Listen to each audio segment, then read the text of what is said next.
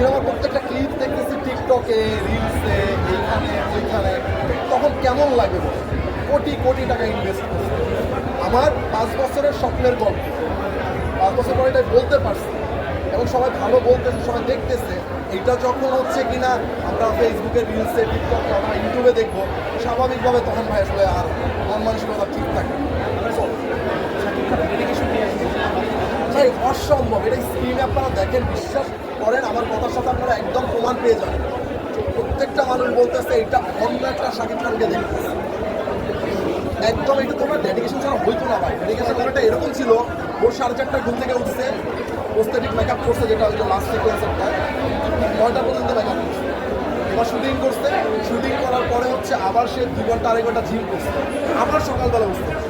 মানে ওনার ডেডিকেশনের কথা বলে বোঝানো যাবে না ভাই, সিরিয়াস। আপনার কাছে প্রশ্ন হচ্ছে, মাল্টিপ্লেক্সগুলোতেও দেখা যাচ্ছে যে গরম নেই, এসি আছে, একটা লাগছে না।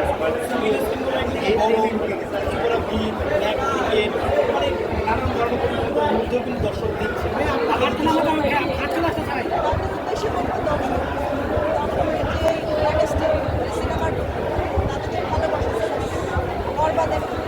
তাদেরকে অসংখ্য অসংখ্য অসংখ্য ধন্যবাদ। আর প্রথমে আমি আজকে প্রথমবার এসেছি।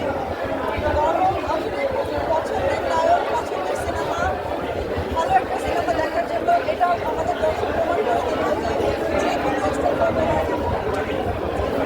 গরম হোক, ঠান্ডা হোক, ঝড় হোক, সিনেমা ওরা দেখবে, এটা ভালো বানিয়েছি বলেই আজকে ওরা দেখবে। তো এটা মনে করবো এটা আমাদের জন্য আর